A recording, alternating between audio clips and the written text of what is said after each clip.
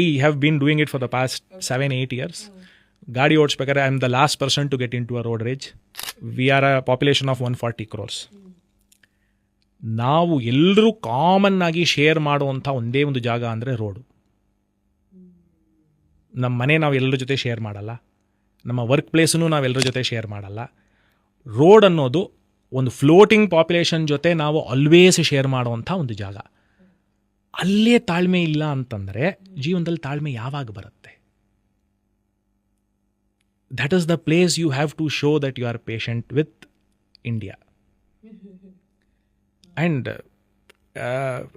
ಏನಿಲ್ಲ, ತಪ್ಪಾಗಲ್ಲ ಅಂತಲ್ಲ. ನಾನೇನು ಹೇಳ್ತೀನಿ ಗೊತ್ತಾ, ನನ್ನ ಪ್ರಕಾರ ನಾನು ಓಡಿಸೋದು ಸರಿ, ನಿಮ್ಮ ಪ್ರಕಾರ ನೀವು ಓಡಿಸೋದು ಸರಿ. ನಾವಿಬ್ಬರೂ ಸರಿಯಾಗಿರೋಕ್ಕೆ ಸಾಧ್ಯ ಇಲ್ಲ ಆ ಮೊಮೆಂಟಲ್ಲಿ. ಯಾರೋ ಒಬ್ರದಂತೂ ತಪ್ಪಿರಲೇಬೇಕು, ಇಬ್ಬರದು ಸೇರ್ ತಪ್ಪಿರಬಹುದು.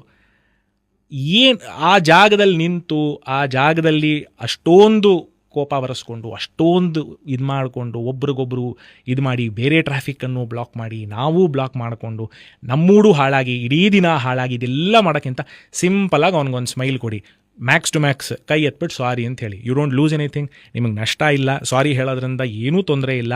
ಅವನು ನೆಮ್ಮದಿಯಾಗಿ ಅವ್ನ ಕೆಲಸಕ್ಕೆ ಹೋಗ್ತಾನೆ, ನೀವು ನೆಮ್ಮದಿಯಾಗಿ ನಿಮ್ಮ ಕೆಲಸಕ್ಕೆ ಹೋಗ್ತೀರಾ, ಎಲ್ಲರದ್ದು ಜೀವನ ಆರಾಮ.